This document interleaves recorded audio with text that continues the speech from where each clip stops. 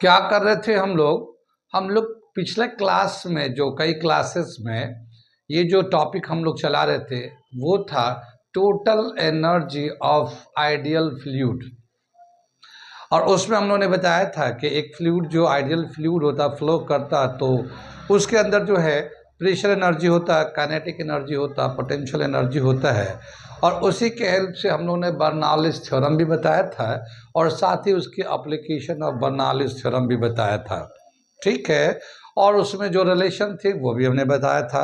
आज हम लोग उस कंसेप्ट के बेस पे न्यूमेरिकल्स करते हैं कुछ। ठीक है, अच्छा न्यूमेरिकल भी है तो देखते हैं, एप्लीकेशन में स्पेशली देखते हैं कि बर्नौलीज थ्योरम जो अप्लाई होता है तो कैसे ये अप्लाई होता है और कैसे उसके बेस पे न्यूमेरिकल आते हैं। तो वो हम लोग न्यूमेरिकल करने जाते हैं, कर रहे हैं हम लोग। ठीक है, क्या कह रहे थे, वही जो करते कहते और सुनते चले आ रहे हैं कि जब वक्त होता है तो एहसास नहीं होता और जब एहसास होता है तो वक्त नहीं होता। मैं साबिर अली और आप देख रहे हैं ILCC अली क्लासेस, जो अलीगढ़ बेस्ड नीट जेई का रेजिडेंशियल कोचिंग क्लास है। साथ ही एमयू जामिया BHU और दूसरे यूनिवर्सिटी के दूसरे एंट्रेंस की भी तैयारी कराते हैं, जैसे 9th है, 11 diploma engineering, BSc nursing, CET CUET paramedical, NDA CDS वगैरह वगैरह तैयारियां होती है। तो वो बच्चे जो तैयारी करना चाहते हैं कॉन्टेक्ट कर सकते हैं। ऑनलाइन ऑफलाइन दोनों ही मोड अवेलेबल है। आगे हम लोग कर रहे थे physics class 11 mechanical properties of fluids Bernoulli's theorem, और उसी के बेस पे ये एक हमने सवाल लिखा है। सवाल तो बड़ा है, आधे पेज पे है, मैं समझाता हूँ, फिर एक रफ डायग्राम बनाकर इस डेटा को लिख देता हूँ, फिर उसको सॉल्व करता हूँ। तो आप भी सवाल को पढ़ें, मैं भी पढ़ के सुनाता और समझाता हूँ। पहले तो समझ लें, क्योंकि सवाल को समझना भी आधे सवाल का सलूशन हो जाता है। क्योंकि जब सवाल समझ में आता तो समझ में आ जाता कि हमें कौन सा फॉर्मूला कैसे यूज करना है। तो सवाल को समझिए, मैं पढ़ता हूँ समझाता हूँ। क्या दे रखा है, a fully loaded Boeing aircraft 747 has a mass of 3.3 10 to the power 5 kg. Its total wing area is 500 meter square. It is a level flight with a speed of 960 kilometre per hour. ये दे रखा question. उसके बाद जो part पूछा गया सवाल में वो क्या सवाल है, estimate the pressure difference between the lower and upper surface of the wings. दूसरा पूछा, estimate the fractional increase in speed of the air on the upper surface of the wing relative to the lower surface. बाकी ये दे रखा, density of air 1.2 kg पर metre cube और G का value 9.8 होता है। वैसे यहाँ पे दे रखा 9.81 मीटर पर सेकेंड स्क्वायर यूज कर सकते हैं। क्या दे रखा है, ये एक एयरक्राफ्ट है, एरोप्लेन तो देखा ही होगा, एयरक्राफ्ट है, बोइंग एयरक्राफ्ट। बोइंग एयरक्राफ्ट ये एक पैसेंजर प्लेन होता है। इसमें काफ़ी सारे लोगों को 300 की कैपेसिटी होती है, यानी 300 पैसेंजर को लेके जा सकती, उससे ज़्यादा भी इसकी अलग अलग कैपेसिटी के ये एयरक्राफ्ट होता है, तो पैसेंजर को लेके जाती है। तो बता रहे कि एक बोइंग एयरक्राफ्ट है जो फुल्ली लोडेड है, फुल्ली मतलब पूरे पैसेंजर भी है, सामान भी है और सब कुछ फुल्ली लोडेड है। और उसका जो नंबर है 747 है, ठीक है ना, वो प्लेन का नंबर होता है, हर प्लेन का नंबर होता है। तो ये 747 बोइंग एरोप्लेन है, वो चला जा रहा है। उसका जो टोटल मास है, पूरा फुली लोडेड मास का जो टोटल मास है वो 3.3 10 to the power 5 kg पर ये दे रखा है, 3.3 10 to the 5 kg। और वो एक सर्टेन हाइट से, वैसे तो पहले रनवे से उठता है, फिर लिफ्ट करता है, फिर एक सर्टेन हाइट पे आके फिर वो कंटिन्यूस चलते रहता है एक सर्टेन हाइट से। तो जब वो सर्टेन हाइट से जा रहा था उस वक्त उसकी जो वेलोसिटी है 960 किलोमीटर पर आवर है। और वो जो विंग है, एरोप्लेन का जो विंग है, ऐसे जो ब्लेड होता है देखा ही होगा, जो विंग है उसका जो एरिया है वो 500 मीटर पर स्क्वायर है उसका एरिया। अब हमें बताना है कि वो जो एयरप्लेन उड़ रहा है तो उस पे कितना प्रेशर डिफरेंस है अपर और लोअर विंग। ये जो विंग होता है इसका अपर पार्ट है, इसका लोअर पार्ट है, तो अपर और लोअर में कितने का प्रेशर का डिफरेंस है, पहला पार्ट पूछा है। पहला ये ब्लू में है, estimate the pressure difference between the lower and upper surface of the wing. Wing lower and upper surface में कितना प्रेशर का डिफरेंस है। एक पार्ट तो ये पूछा है, और दूसरा पार्ट पूछा है कि जो ऊपर और नीचे का वेलोसिटी का जो डिफरेंस है, estimate the fractional increase in the speed of the air on the upper surface of the wing relative to lower surface। यानी हम लोग बताया कि अपर सरफेस पे जो स्पीड होता है, स्पीड जो है ना ज़्यादा होता है तो उसका प्रेशर घट जाता है, लोअर सरफेस पे स्पीड कम होता है तो प्रेशर ज़्यादा होता है। तो इन अपर और लोअर में कितना स्पीड का डिफरेंस है वो भी निकालना है। बाकी ये डेंसिटी दे रखा है। कितनी बात सुन में, तो ये सवाल है। अब एक मैं रफली एक डायग्राम बनाता हूँ समझाने के लिए। ये हमारा एक प्लेन बना लिया, रफ डायग्राम बना लिया ये इस तरह का, ठीक है। ये बोइंग एरोप्लेन है, इसके अंदर पूरा लोड है, पूरे लोडेड है। तो इसका जो मास है वो 3.3 10 टू द पावर 5 kg है। ये 3.3 10 टू द पावर 5 kg पूरे का मास है।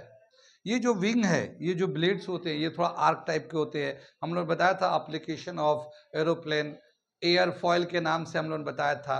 तो वो जो है ना ब्लेड थोड़ा सा ये तिरछा होता है, ये जो है ना थोड़ा सा ऐसे होता है तिरछा। तो ये जो ब्लेडेड है इनका जो स्ट्रक्चर कुछ इस तरह का होता है, ठीक है। तो ये अपर सरफेस होता है, अपर सरफेस, और ये लोअर सरफेस होता है। कितनी बात सुन में, ये इस तरह का होता है। तो ये जो विंग है, एक विंग इसका जो एरिया है 500 मीटर स्क्वायर है, और ये जो एरोप्लेन जा रहा है जो सडन हाइट पे, तो इसकी जो स्पीड है 960 किलोमीटर पर आवर है।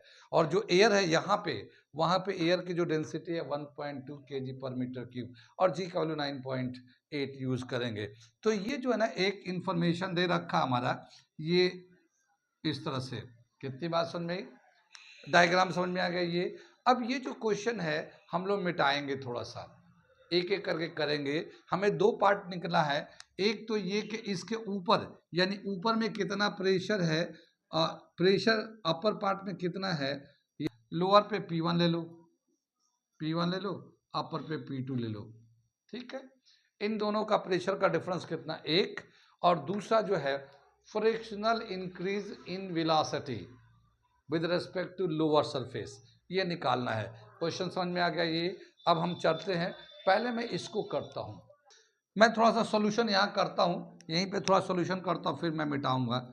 क्या बताया कि यहाँ पे जो एरोप्लेन जब हवा में उड़ रहा है, जब हवा में चल रहा है, तो जिस वक्त वो लिफ्ट किया होगा उस वक्त जो जितना उसका ग्रेविटी से वेट लग रहा होगा, m/g, ग्रेविटेशनल पुलिंग लग रहा होगा ना इस पे ग्रेविटेशनल पुलिंग लग रहा होगा, अर्थ खींच रहा होगा, तो m/g डाउनवर्ड फोर्स लग रहा होगा। अगर इतना ही अपवर्ड फोर्स लगेगा तो बॉडी हवा में उड़ता रहेगा। तो जो अपवर्ड फोर्स है, अपवर्ड फोर्स जो लगेगा इस प्रेशर डिफरेंस की वजह से, वो इसके वेट के बराबर होना चाहिए, ठीक है। इसके प्लेन के जितना वेट होगा उसके बराबर होना चाहिए अपवर्ड फोर्स, ठीक। क्या दे रखा है यहाँ पे, for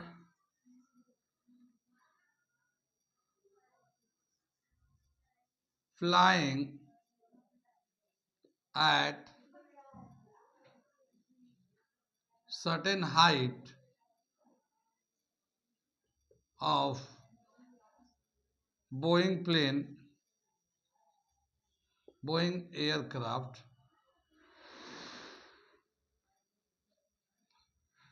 the upward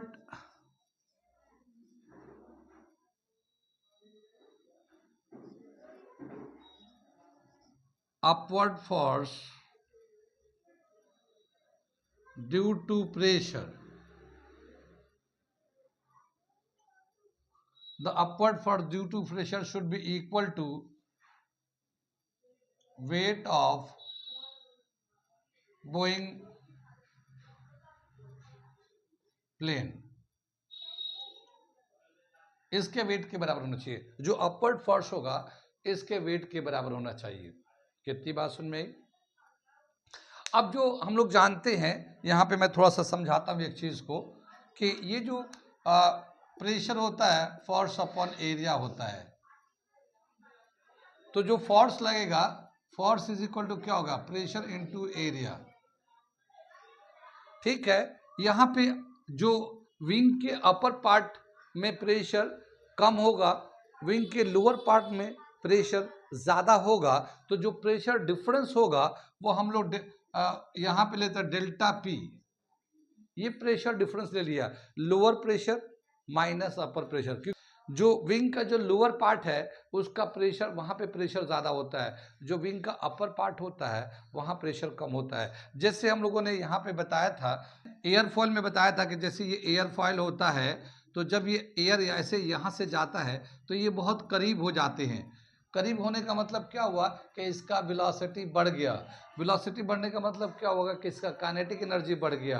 kinetic energy बढ़ गया तो प्रेशर घट जाता है। तो अपर पार्ट में प्रेशर जो है कम होता है, लोअर पार्ट में सीधा जाता है, तो यहाँ पे प्रेशर थोड़ा सा वेलोसिटी सेम रहता है या फिर थोड़ी सी वेलोसिटी घट जाती है इसकी।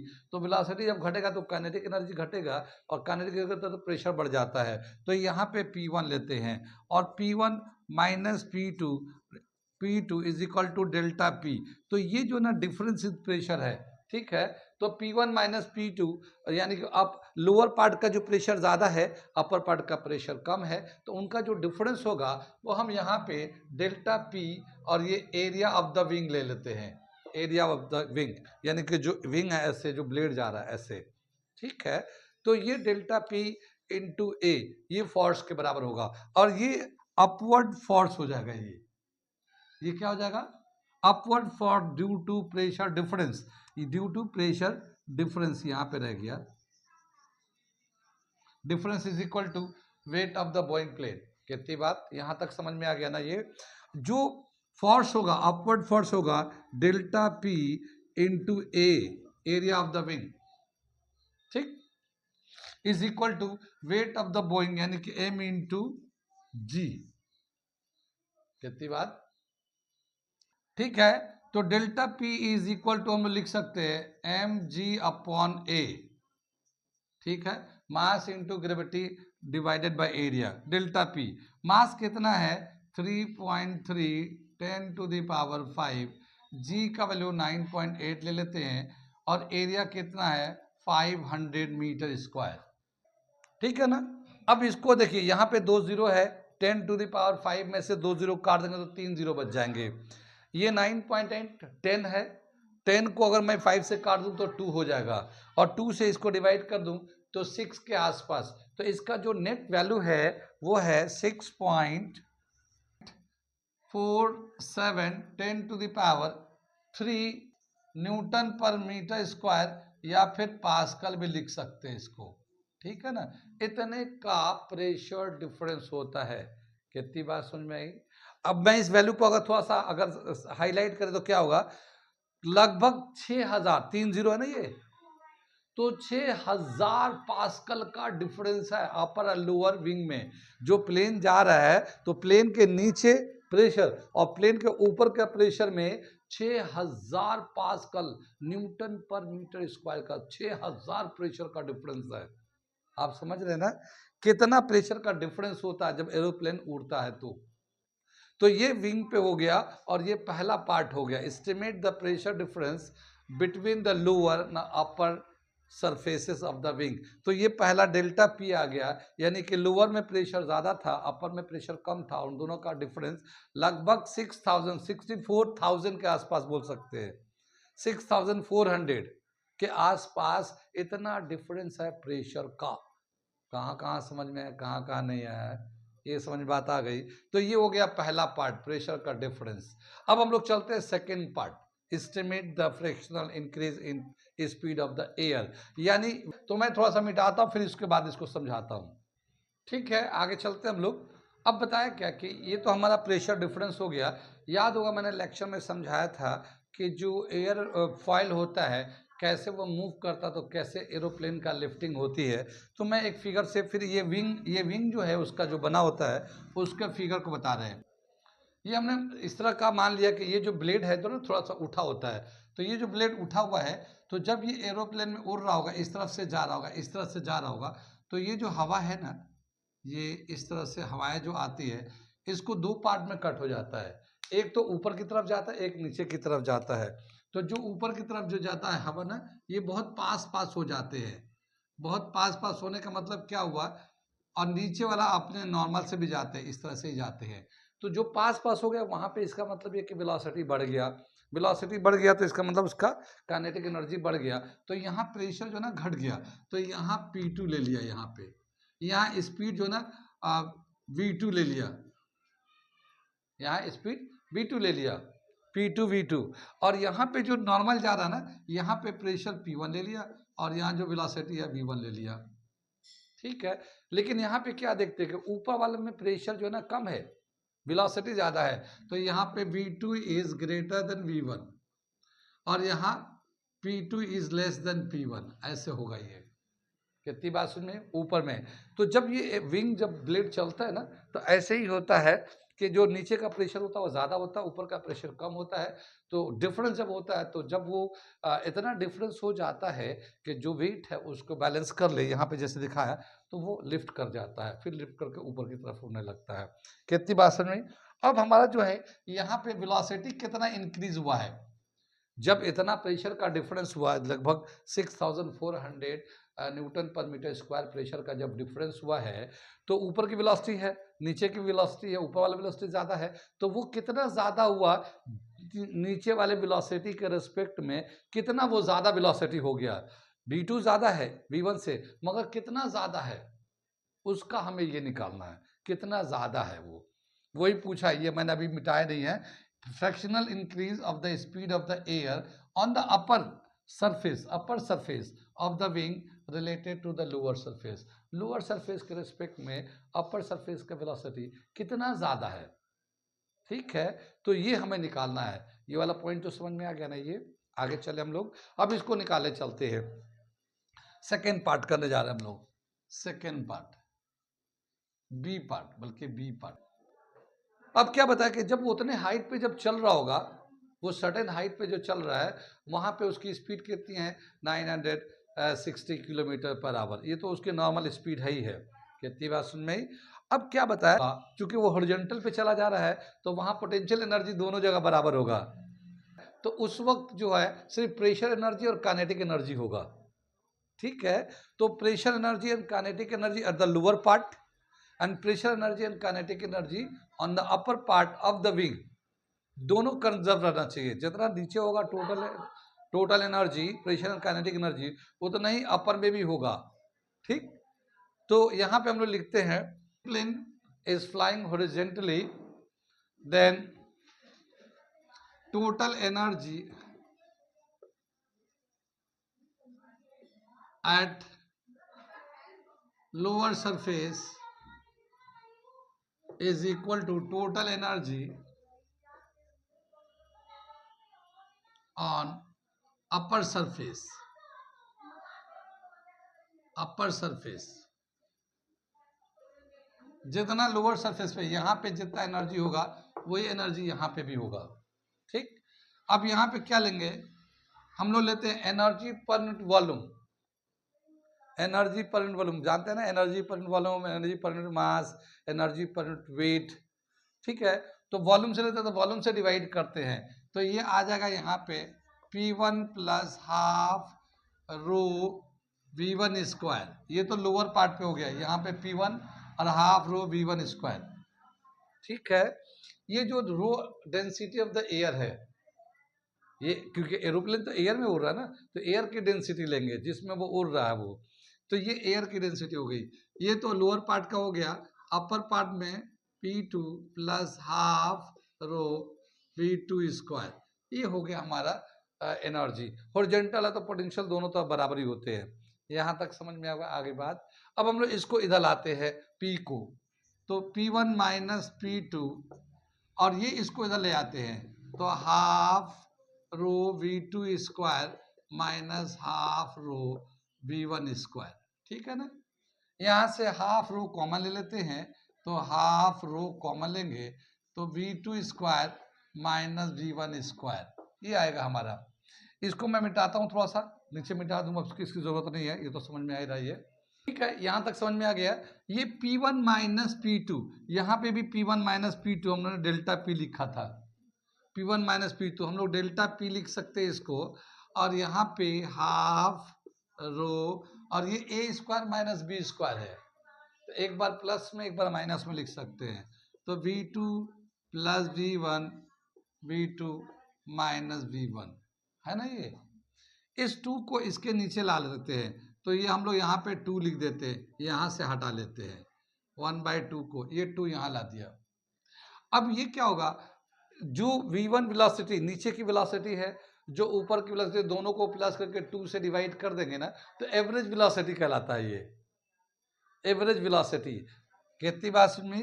तो ये हम लोग लिख सकते हैं delta P is equal to rho average velocity, और ये V2 माइनस V1। कितनी बात सुन में? एवरेज वेलोसिटी का क्या मतलब हुआ कि देखो प्लेन तो अपनी वेलोसिटी से जा रहा है, तो प्लेन की वेलोसिटी तो कांस्टेंट है, ठीक है। हाँ, प्लेन का विंग के स्ट्रक्चर की वजह से ऊपर की थोड़ी वेलोसिटी बढ़ गई है, नीचे की वेलोसिटी घट गई है, वो उसका घटने बढ़ने की वजह से प्रेशर का डिफरेंस हो रहा है, वो एक अलग चीज़ है। लेकिन प्लेन की अपनी स्पीड तो कांस्टेंट है, तो प्लेन वाली जो स्पीड होगी वो एवरेज स्पीड काउंट होगा हमारा।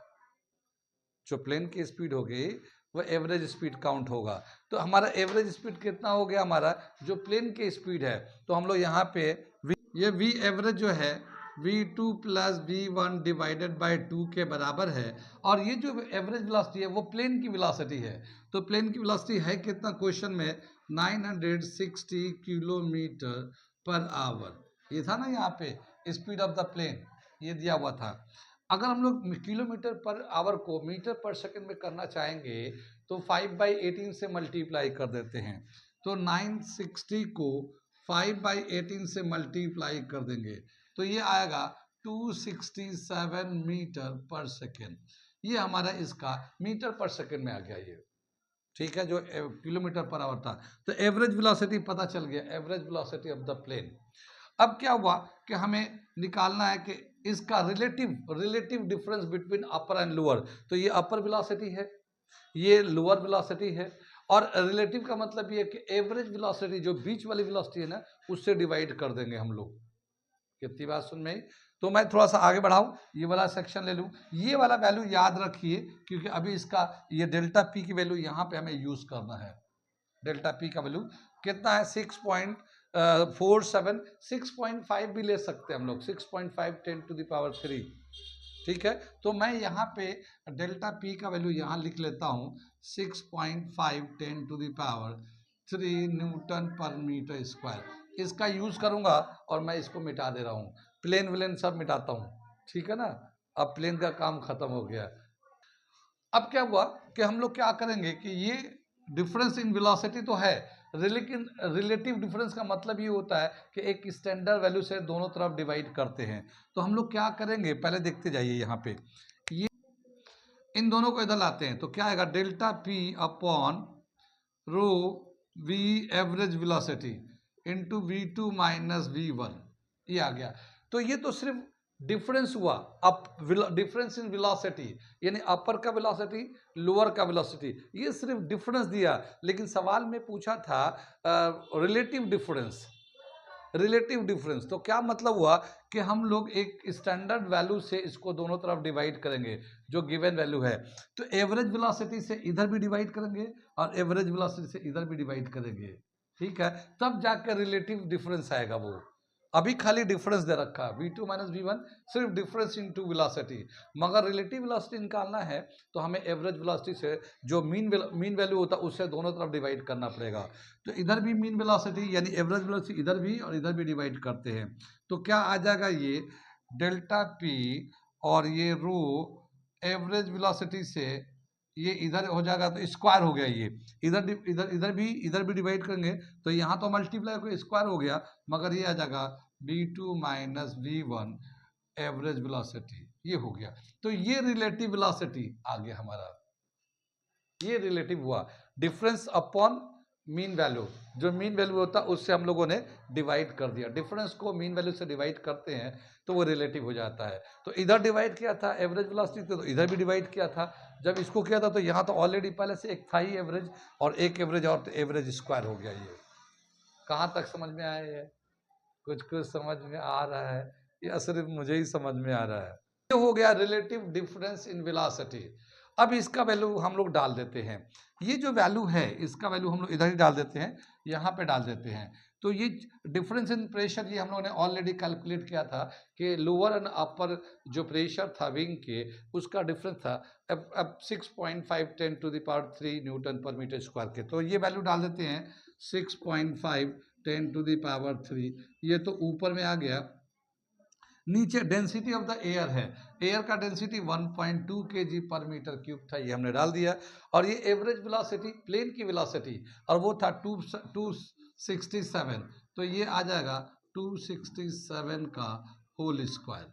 इसको कितनी बात सुन में, इसको जब हम लोग डिवाइड करेंगे सिंप्लीफाई करेंगे, जैसे ये ठीक है तो ये 6.5 10⁻³ है, इसका जब स्क्वायर कर 267 का जब स्क्वायर करेंगे तो इसका जो वैल्यू आएगा ये आएगा 6500 ऐसे आ गया।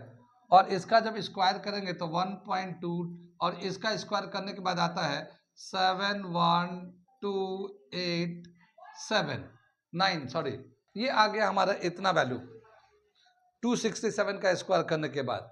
जब इसको हम लोग 1.2 से मल्टीप्लाई करेंगे तो कितना आ जाएगा, तो ये 6500 तो रहेगा, इसको जब 1.2 से मल्टीप्लाई करते हैं तो 85,547 के आसपास ही आ जाएगा। 85,547 के आसपास आ रहा है। जब इसको हम लोग डिवाइड करेंगे तो जाहिर है नीचे वाला वैल्यू ज़्यादा है, ऊपर वाला वैल्यू कम है, तो इसका जो वैल्यू आ रहा है 0.08 आ रहा है। इसका वैल्यू कितना आ रहा है 0.08 हुआ।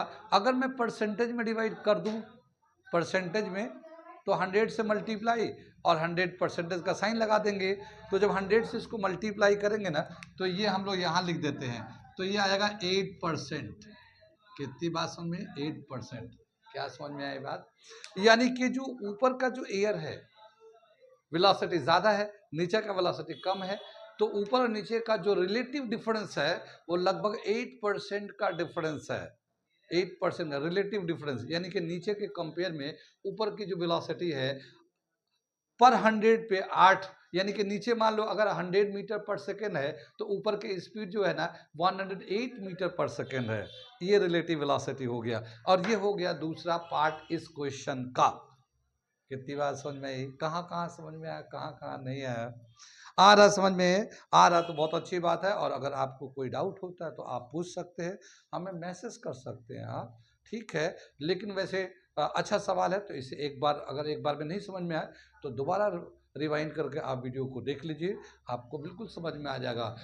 बिना थ्योरी भी देख लीजिए, पहले थ्योरी देखेंगे तो वहाँ कंसेप्ट बहुत सारी चीज़ें बताया है, फिर उसके बाद देखेंगे ना तो और बहुत अच्छे से समझ में आएगा। इसके बाद भी नहीं समझ में आया तो मैं तो है ही हूँ, ठीक है।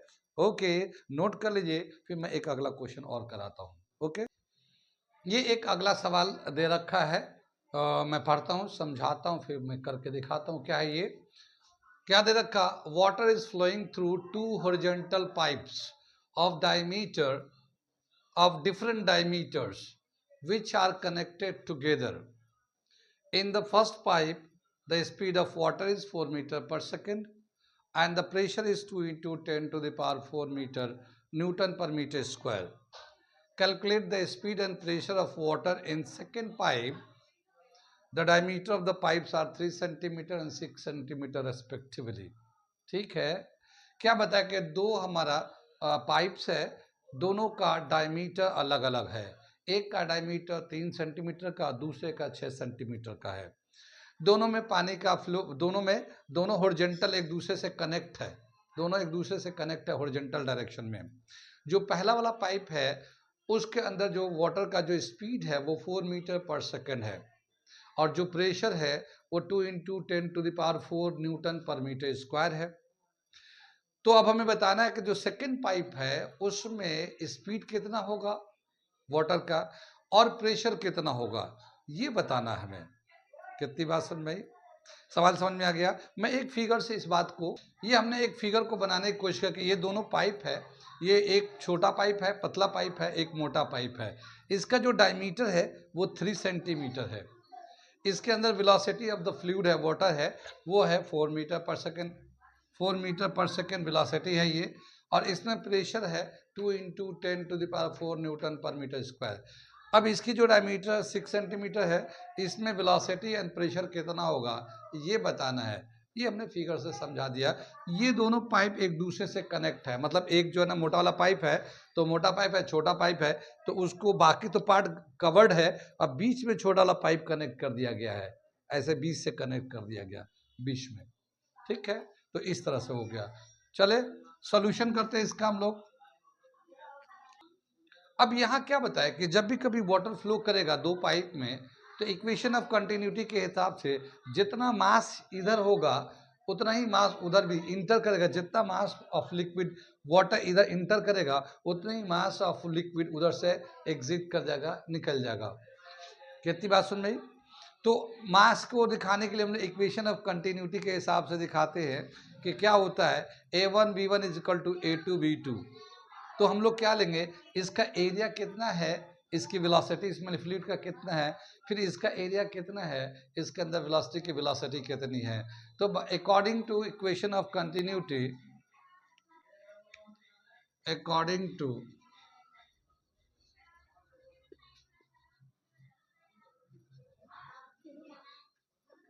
इक्वेशन ऑफ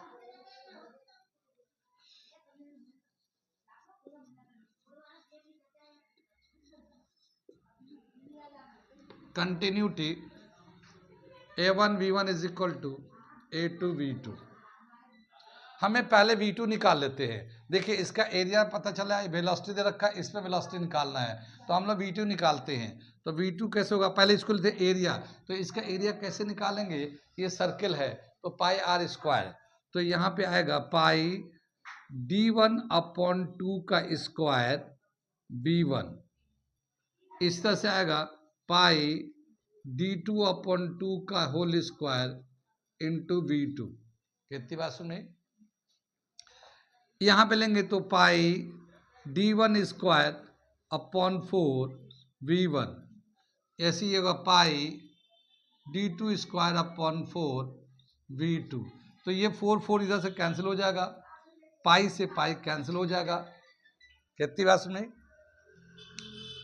अब यहाँ पे लेते हैं V2, तो V2 कितना हो जाएगा, ये V1 तो ऐसे रहेगा, ये D2 इसके नीचे आ जाएगा, तो क्या आ जाएगा, ये D1/D2 का कॉमन स्क्वायर कर देते हैं इंटू V1। डायमीटर होगा तो D1/D2 का ये 2 है, V2 लेना है, V2। डायमीटर अगर है तो D1/D2 का होल स्क्वायर V1 ले लिया। अगर रेडियस होता तो इसको हम लोग R1/R2 का होल स्क्वायर V1 ऐसे लिख देते। ठीक है, अगर रेडियस दिया होता तो, डायमीटर दे रखा तो हमने ऐसे लिख दिया। कितनी बात सुनने, आगे चले तो डायमीटर के हेल्प से करते हैं। तो यहाँ पे D1 का वैल्यू कितना है 3, D2 का वैल्यू कितना है 6, इसका स्क्वायर कर दो। अब वेलोसिटी फर्स्ट वाले पार्ट में कितना है 4, ये 1/2 हो जाएगा, इसका स्क्वायर करेंगे 1/4 हो जाएगा, ये 4 है, ये इससे कैंसिल हो जाके 1 मीटर पर सेकेंड, यानी सेकेंड वाला पाइप में वेलोसिटी जो है 1 मीटर पर सेकेंड होगा। ये मोटा पाइप, ये पतला पाइप है तो इसमें ज़्यादा वेलोसिटी होगा, ये मोटा पाइप है तो वेलोसिटी कम हो जाएगा, ये तो हम लोग जानते हैं। कितनी बात सुन रही? तो ये हमारा वेलोसिटी V2 का वैल्यू निकल आया। V2 का वैल्यू कितना आ गया हमारा, ये 1 मीटर पर सेकेंड। अब हम लोग P2 का वैल्यू निकालने जा रहे हैं। ठीक, कितनी बात सुन रहे? ये क्या बताया कि जब ये दोनों पाइप हॉरिजॉन्टल है तो बर्नौलीज थ्योरम के हिसाब से total energy in smaller narrow pipe will be equal to total energy in the wider pipe. ठीक, टोटल एनर्जी में क्या होता है, pressure energy, kinetic energy, potential energy, उधर भी वही होगा, लेकिन दोनों हॉरिजॉन्टल है तो दोनों तरफ पोटेंशियल एनर्जी बराबर हो जाएगा, तो पोटेंशियल एनर्जी तो खत्म हो जाएगा, कैंसिल हो जाएगा, सिर्फ बचेगा pressure energy and kinetic energy. अब हम लोग प्रेशर एनर्जी कौन सा मिले, pressure energy per unit mass ले, पर यूनिट वॉल्यूम ले, पर यूनिट वेट ले, तो हम लोग आमतौर पे pressure energy per unit volume ही लेते हैं।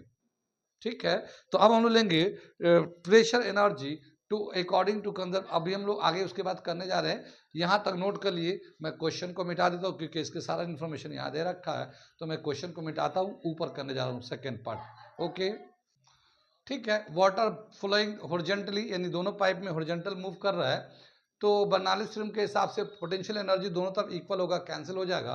तो दोनों तरफ का एनर्जी क्या होगा, P1 half rho V1 square is equal to P2 plus half rho V2 square. ये डेंसिटी ऑफ द लिक्विड है, यहाँ पे वाटर है। वाटर की डेंसिटी तो हमें पता ही है, 10⁻³ kg पर मीटर क्यूब होता है। ठीक है, यहाँ पे कौन सा लेते हैं, energy per unit volume, energy per unit volume. हम लोग ज्यादातर ऐसे ही यूज करते हैं, एनर्जी पर यूनिट वॉल्यूम ही लेते हैं हम लोग। ठीक है, तो ये हमारा P1 आ गया, half rho V1 square, P2 half rho V2 square, ये हो गया। अब हमें P1 का वैल्यू तो दे रखा था, इस वाले में प्रेशर तो दे रखा, हमें P2 निकालना है, तो इसको यहाँ रहने देते, इसको इधर लेके आ जाते हैं। ठीक है, तो क्या आ जाएगा, P1 plus half rho V1 square minus half rho V2 square is equal to P2। इतनी बात सुनिए, ये P2 इधर लिख लिया हम लोगों ने, ये P1 होगा, ये हाफ रो कॉमन ले लिया, ये V1 square minus V2 square. ठीक है, पहला प्रेशर कितना दे रखा, 2 × 10⁻⁴, ये हाफ, ये डेंसिटी ऑफ द वाटर 10⁻³ यानी कि हमने ऐसा लिख दिया। और यहाँ पे V1 velocity of first pipe 4 का स्क्वायर कर लो, वेलोसिटी ऑफ सेकेंड पाइप 1 का स्क्वायर कर लिया है ना, ये 1 आया, सेकेंड पाइप में वेलोसिटी 1 आया है। ठीक, ये 2 × 10⁻⁴ तो ऐसे ही रहने देते हैं, इसको कैंसिल कर लेंगे, 500 आ जाएगा। और ये जो है ना 16 - 1 आ जाएगा। ठीक, 2 × 10⁻⁴ है, और ये 500 × 15 को 5 से करेंगे तो 775 आ जाएगा। ठीक है, 2 × 10⁻⁴ और ये 75 और ये 00 आ जाएगा। अब हमें यहाँ पे 10⁻⁴ है, तो हम लोग भी इसको भी सेम पावर में करेंगे। तो अगर डेसिमल यहाँ है तो इसको इधर लेके आएंगे, तो इसको कैसे लिखेंगे वो मैं लिख के दिखा रहा हूँ। यहाँ पे आ जाएगा ये P2 इज इक्वल टू 2 × 10⁻⁴, और ये हो जाएगा 0.75 10⁻⁴।